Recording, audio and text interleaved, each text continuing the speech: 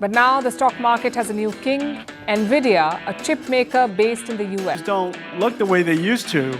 This is Hopper. Hopper changed the world. Move over Microsoft. Chipmaker Nvidia is now the most valuable company in the world, worth more than $3 trillion.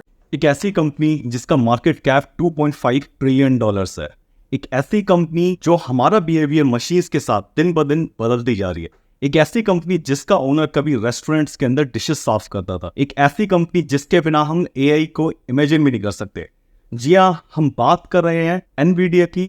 ये वो company है जिसके बूते पर आज दुनिया के मैक्सिमम एआई इंजीनियर्स काम कर रहे हैं। यही वो कंपनी है जिसके बिना हम एआई को इमेजिन भी नहीं कर सकते। चलिए शुरू करते हैं, शुरुआत से शुरू करते हैं, इसके इतिहास से शुरू करते हैं। साल है 1963, टाइनान सिटी, ताइवान। इंजीनियर पिता, टीचर माँ। इनके यहाँ पे एक बच्चे का जन्म होता है, जैन सुन हुआंग। दोनों पढ़े लिखे लोग थे, तो बहुत ज़्यादा वैल्यू करते थे वो एजुकेशन को और प्रिजर्वेंस को। 60 और 70 का वो दशक था जब ताइवान एक टेक्नोलॉजिकल रेवोल्यूशन से गुजर रहा। हुआंग का जन्म इसी एनवायरनमेंट के अंदर हुआ था। इसी एनवायरनमेंट की वजह से उनके दिमाग पे एक छाप पड़ी, उनका एक इंटरेस्ट पड़ा टेक्नोलॉजी में। उनके पिता जो इंजीनियर थे वो यूएस गए ट्रेनिंग के लिए कैरियर कंपनी में। कैरियर वही कंपनी है जो एयर कंडीशनर्स बनाती है। यूएस का उनका एक्सपीरियंस इतना अच्छा गया, वो इतने इम्प्रेस्ड हुए यूएस की एजुकेशन सिस्टम से, उन्होंने डिसाइड किया कि वो अपने दोनों बच्चों को यूएस भेजेंगे एजुकेशन के लिए। बट ये राह इतनी आसान नहीं थी। हम बात कर रहे हैं 60 और 70 की, और हम बात कर रहे हैं एशिया की। यूएस जाने से पहले दोनों पति पत्नी अपने बच्चों को लेके थाईलैंड आए अच्छी जिंदगी की राह में। लेकिन ये राह इतनी स्ट्रेट फॉरवर्ड नहीं थी। उसी टाइम वियतनाम का युद्ध छिड़ गया और जल्दबाजी में दोनों को अपने बच्चों को यूएस भेजने के लिए तैयार करना पड़ा। उस टाइम हुआंग की एज सिर्फ 9 साल थी। उनकी माँ डेली 10 इंग्लिश के वर्ड सिखाती थी ताकि उनकी धीरे धीरे वोकैबुलरी इंक्रीज हो। हुआंग ने यहाँ पे लर्न किया कि छोटे छोटे स्टेप्स से, छोटी छोटी इंप्रूवमेंट से कितना फर्क पड़ सकता है। 9 साल की उम्र में हुआंग यूएस गए अपने अंकल के पास टकोमा में, और उनके अंकल ने हुआंग और उनके ब्रदर का एडमिशन करा दिया ओनिडा बैप्टिस्ट इंस्टीट्यूट में। अब उनके अंकल को ये लगा कि बहुत अच्छा इंस्टीट्यूट होगा बच्चों के लिए, लेकिन वो जो इंस्टीट्यूट था वो एक रिलीजियस रिफॉर्म इंस्टीट्यूट था। रिलीजियस रिफॉर्म का मतलब है यहाँ पे बिगड़े बच्चों को सुधारा जाता था। सोचिए, एक 9 साल का बच्चा जो एशिया से निकल कर आया है, सीधा यूएस में आया है, पहला कल्चरल शॉक। दूसरा, एक सीधा बैप्टिस्ट रिफॉर्म इंस्टीट्यूट के अंदर चला गया। अब इस इंस्टीट्यूट के अंदर बच्चों को सुधारने के लिए उनको एक टास्क दिया जाता था, कोई ना कोई एक ड्यूटी दी जाती थी। किसी को टॉयलेट साफ करने को दिए जाते थे, किसी को फ्लोर साफ करने के लिए दिए जाते थे, किसी को तंबाकू के खेत में काम करने को दिया जाता था।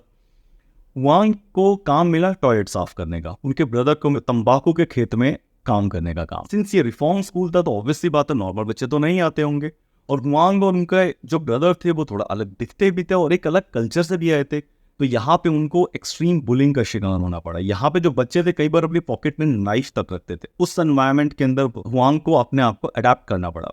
अकॉर्डिंग टू हुआंग, वहाँ उन्होंने रेजिलियंस डेवलप करी उस एनवायरनमेंट में अपने आप को अडेप्ट करने के लिए। रेजिलियंस एनवीडिया के डेज में हुआंग को बहुत ज्यादा काम आई। हुआंग इतने ज्यादा इंप्रेस थे, फुल ऑफ ग्रेटिट्यूड थे इस इंस्टीट्यूट को, कि लेटर ऑन हुआंग और उनकी वाइफ लोरी ने $2 मिलियन इस इंस्टीट्यूट को डोनेट किए थे। ओनिडा बैप्टिस्ट इंस्टीट्यूट में एजुकेशन के बाद हुआंग ओरिगोन चले गए। जब तक उनके पिता और उनकी माँ दोनों ओरिगोन में आ गए थे, वहां पे उन्होंने एडमिशन लिया ओरिगोन स्टेट यूनिवर्सिटी में, OSU में। ये वही यूनिवर्सिटी थी जहाँ पे उनको उनकी लाइफ पार्टनर मिली, लोरी। यहाँ पे उन्होंने इलेक्ट्रिकल इंजीनियरिंग में एडमिशन लिया। हुआंग हर चीज में आउटस्टैंडिंग, एजुकेशन में आउटस्टैंडिंग थे। यहाँ पे उन्होंने टेबल टेनिस से पार्टिसिपेट किया, यूएस में नेशनल तक पहुंच गए थे। और OSU के अंदर एक प्रोफेसर थे जिनका नाम था डोनाल्ड एमॉर्ट, जिन्होंने उनको बिग पिक्चर पे फोकस करना सिखाया। उन्होंने ये सिखाया कि बिग पिक्चर पे फोकस करने के साथ साथ आपको माइन्यूट डिटेल्स पे कैसे फोकस करना चाहिए। ये ट्रेड उन्होंने हुआंग को सिखाया। अकॉर्डिंग टू हुआंग, ये ट्रेड और ये क्वालिटी उनको आगे जाके बहुत काम आई। अब सिंस हुआंग आउटस्टैंडिंग स्टूडेंट थे तो ऑब्वियस सी बात है उनको एक अच्छी यूनिवर्सिटी में एडमिशन मिलना था। उन्होंने इसके बाद एडमिशन लिया स्टैनफोर्ड में उन्होंने मास्टर्स इन इलेक्ट्रिकल इंजीनियरिंग के अंदर एडमिशन लिया। यहाँ पे उनका इंटरेस्ट सेमीकंडक्टर्स और माइक्रो प्रोसेसर्स के अंदर आया। यहाँ पे वो मिले एनडी से। एनडी सन माइक्रो सिस्टम्स के पार्टनर ओनर थे, और यहाँ पे उन्होंने एक प्रोजेक्ट इनिशिएट करा, सन स्पार्क स्टेशन। तो यहाँ पे उन्होंने इसी प्रोजेक्ट के अंदर लूप इन किया हुआंग को। स्पार्क स्टेशन से जो एक्सपीरियंस हुआंग को मिला वो NVIDIA के इनिशियल डेज में बहुत ज्यादा हुआंग को काम आया। स्टैनफोर्ड कंप्लीट करने के बाद हुआंग ने जॉब स्टार्ट करी LSI LSI लॉजिक के अंदर, और वहां पर उन्होंने माइक्रो प्रोसेसर डिजाइनिंग के अंदर काम किया और सेमीकंडक्टर्स में काम किया। LSI के बाद हुआंग ने ज्वाइन किया AMD एडवांस माइक्रो डिवाइस, जहां पे उन्होंने अपनी स्किल्स को फर्दर एनहांस किया माइक्रो प्रोसेसर्स में और सेमीकंडक्टर्स में। इस जॉब के दौरान हुआंग एक रेस्टोरेंट में भी काम करते थे एज अ वेटर।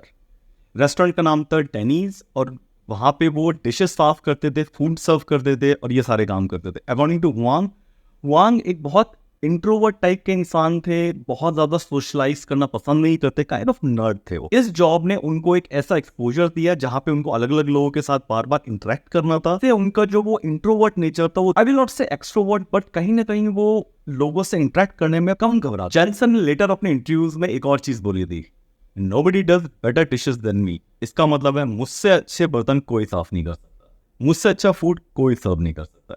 ये शो करता है कि लाइफ की जो कोर स्किल्स होते हैं, जो डीप वर्क के स्किल्स होते हैं, उसको जैनसन कितना ज्यादा वैल्यू करते थे। अकॉर्डिंग टू जैनसन, अपना बेस्ट देना फंडामेंटल बिल्डिंग ब्लॉक है किसी भी तरीके की सक्सेस के लिए। साल था 1993, बेहद खूबसूरत इवनिंग थी। डेनीज के अंदर 3 लोग साथ में डिनर कर रहे थे। नाम था Jensen, Huang, Curtis and Chris. Dinner करते करते, डिस्कशन करते करते इन लोगों ने बोला कि हम एक गेमिंग चिप बनाएंगे जो कि ग्राफिक्स को सपोर्ट करेगी और जो 3D ग्राफिक्स को सपोर्ट करेगी, और यहाँ पे जन्म हुआ एनवीडिया का। उन्होंने अपनी पहली चिप NV1 पे काम करना शुरू किया। 1996 में उन्होंने इस चिप को लॉन्च किया। विजन बड़ा क्लियर था और रिसोर्सेज बेहद लिमिटेड थे। उन्होंने NV1 को लॉन्च किया 1995 में। ये बेहद एम्बिशियस प्रोजेक्ट था जिसके अंदर 3D graphics, sounds and input processing को एक कार्ड के अंदर इंटीग्रेट करा गया था। बहुत मेहनत करी गई थी इस प्रोजेक्ट के लिए, बट जैसे ये प्रोडक्ट मार्केट में आया, इट फेल्ड। ये फेल हो गया प्रोडक्ट। अब रीजन क्या था इसका फेल्ड होने का? नंबर 1, ये अपने टाइम से बहुत पहले आ गया था प्रोडक्ट, मार्केट इसके लिए तैयार नहीं थी।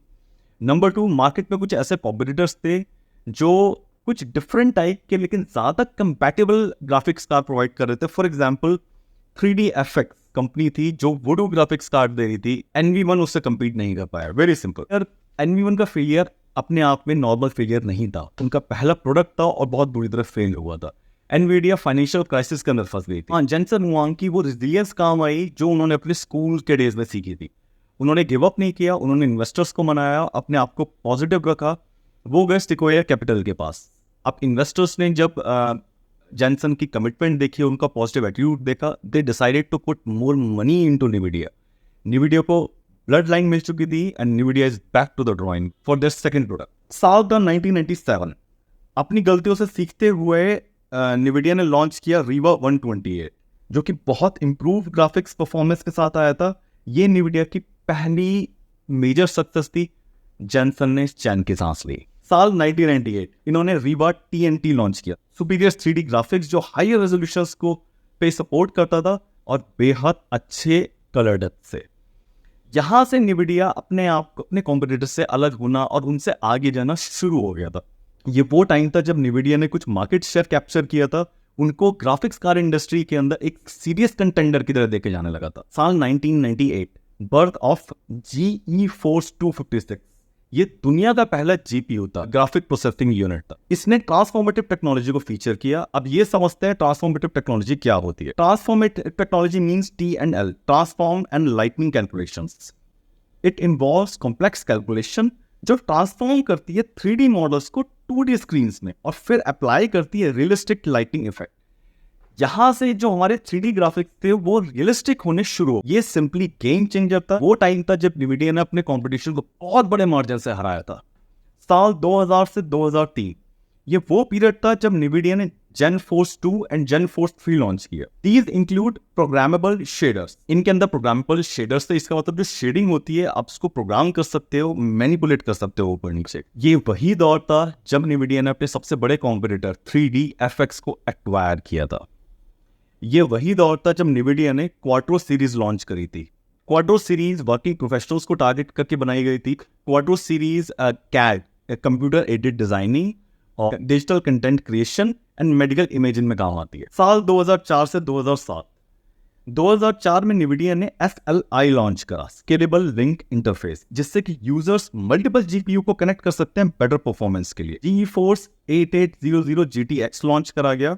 ये मेजर लीप था ग्राफिक्स में। एंड थर्ड मोस्ट इंपॉर्टेंटली उन्होंने CUDA लॉन्च किया, CUDA प्लेटफॉर्म लॉन्च किया।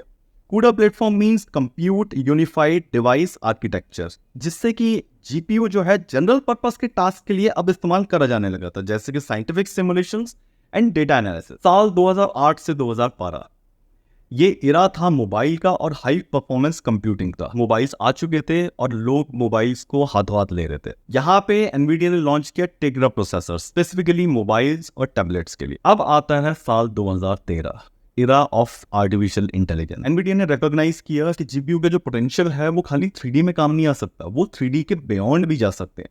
रीजन क्या था कि हजारों कैलकुलेशन साइमल्टेनियसली करने का इतना केपेबल ग्राफिक्स कार्ड ऑलरेडी उनके पास है।